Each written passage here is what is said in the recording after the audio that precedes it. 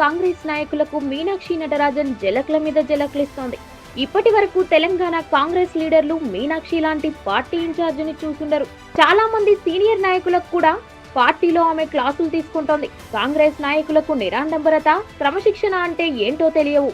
ఇవి తెలియని నాయకులంటే మీనాక్షికి నచ్చడం లేదు. అలాంటి వాళ్లకు వెంటనే క్లాస్ తీసుకుంటుంది. దీంతో ఆమె తీరుపై సొంత పార్టీ నేతలు గుర్రుగా ఉన్నారు. ఇన్ఛార్జ్ హోదాలో ఉన్న ఆమె ప్రభుత్వానికి, పార్టీకి సపోర్టుగా ఉండాలి. కానీ ఆమె వ్యవహార శైలి ప్రభుత్వాన్ని అప్రతిష్ట పాలు చేసేలా ఉందని విమర్శలు వెల్లువెత్తుతున్నాయి. హెచ్సియు భూ వివాదం పరిష్కారం పేరుతో ఆమె చేసిన హడావుడి వలన అటు పార్టీకి, ఇటు ప్రభుత్వానికి మేలు కన్నా నష్టమే ఎక్కువగా జరిగిందని సీనియర్లు ఆవేదన చెందుతున్నారు.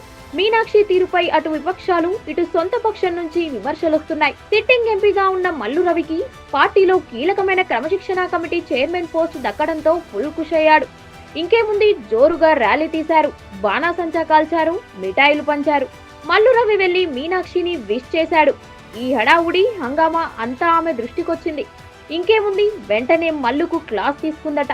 క్రమశిక్షణ కమిటీ చైర్మన్ పోస్ట్ ఇచ్చినంత మాత్రాన ఇంత హంగామా చేయాలా అని చివాట్లు పెట్టిందట.